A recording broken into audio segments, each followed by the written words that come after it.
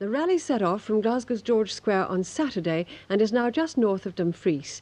Reporting Scotland's Alan Douglas is taking part as co-driver to Andrew Cowan in an Audi Quattro.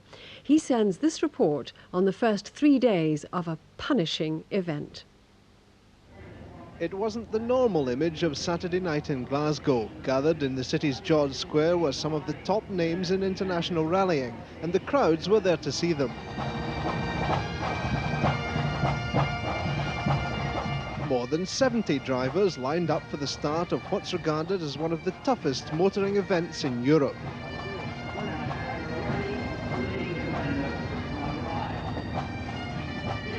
From the unassuming Swede Stig Blomqvist and a host of nationalities including Germans, Irish and Icelanders, as well as the supremely successful Scandinavians. And there was a healthy increase in the number of Scottish entries too.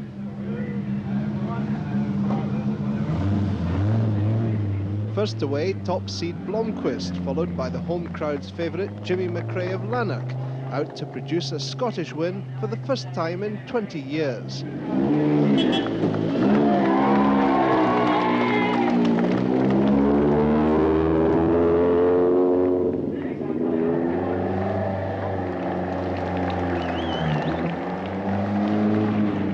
This is the start. The early cars are already away, and ahead of us lies about 1,200 miles of driving, hard driving around Scotland.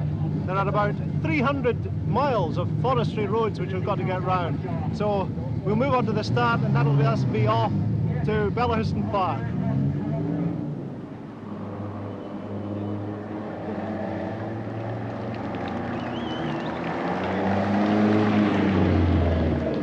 And the next man coming up is a former winner of the... Right, fast left. The park, which only last year hosted the papal visit to Glasgow, took on a different appearance as the course of almost 1.5 miles was covered in less than 2 minutes. 90 right. And not even rally cars are excused the 30p toll over the Erskine Bridge.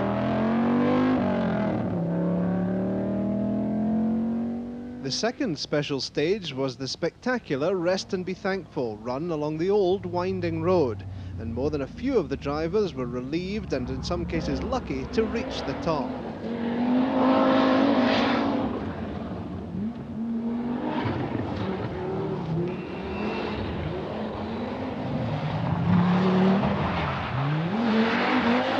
Blomqvist's turbocharged Audi Quattro took the hill in its stride, and Jimmy McRae, without the benefit of four-wheel drive, made the most of his racing tyres.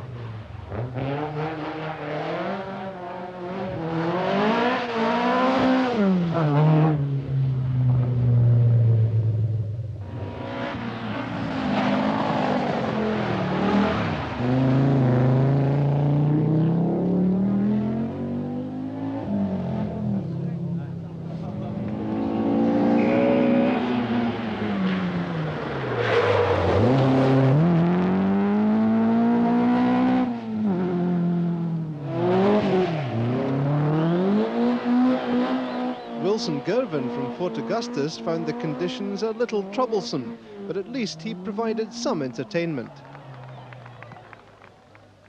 The cars made their way through damp Argyll with the prospect of a long drive ahead.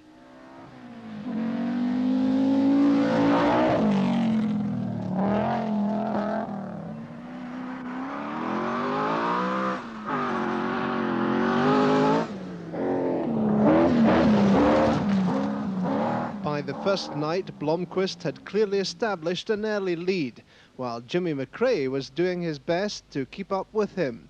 In third place, Englishman Russell Brooks. 4 hours of darkness coupled with heavy rain took its toll, including the departure of Scottish champion Ken Wood when the engine of his 3.5-litre Rover blew up. And Louise Aitken from Berwickshire was already suffering from a series of electrical problems in her Ford Escort. Heading north over the Ballachulish Bridge, the leading cars found their first rest halt at Fort William, and the chance to see how the cars were standing up to the brutal conditions.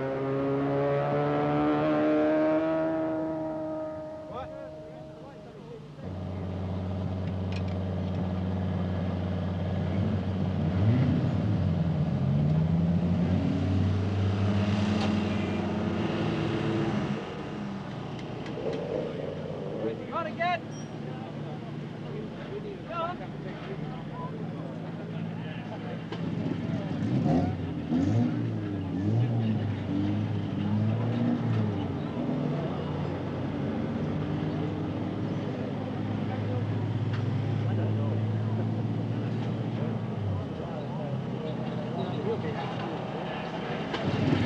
Obviously, we're very pleased with the way things are going.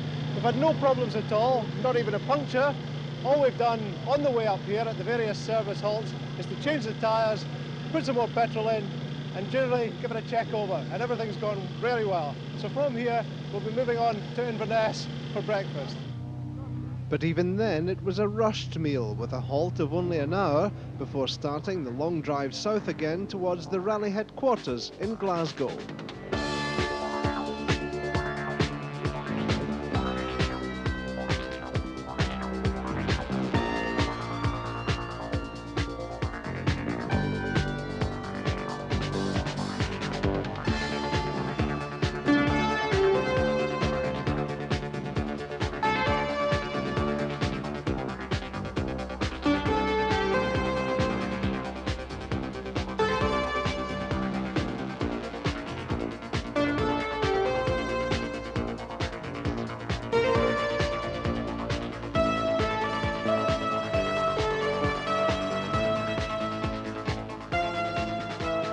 A clear pattern was now emerging, with the quattro of Stig Blomqvist leaving Jimmy McRae struggling to keep up.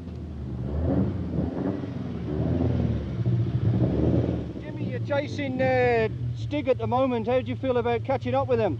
Oh, I think it's going to be very difficult. Yeah, he's got another couple of minutes at the moment, hasn't he? Yeah, almost 2 minutes. Right, okay, best of luck. Okay, thank you, thank you. Blomqvist set a storming pace as he headed for the evening halt last night, and he'd built up a lead of almost 3 minutes over the Scot.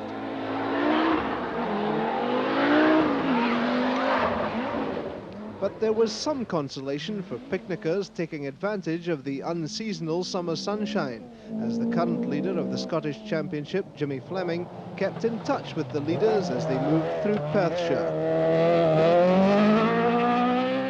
By last night, almost half the entrants had dropped out, and those still running returned to Glasgow for a second circuit of Bellahouston Park.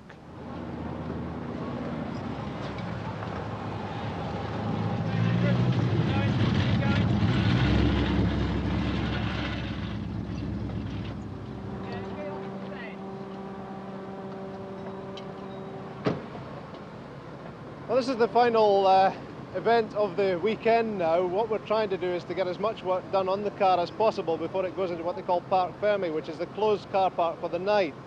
Basically, we've got a problem with the rear brakes. The brake calipers are very badly worn. It's going to take about a quarter of an hour to do the work, so hopefully we can get that work done tonight. The car will then go into the closed car park, all set and hopefully in good running order for the borders tomorrow. And in the meantime, we all get a good night's sleep.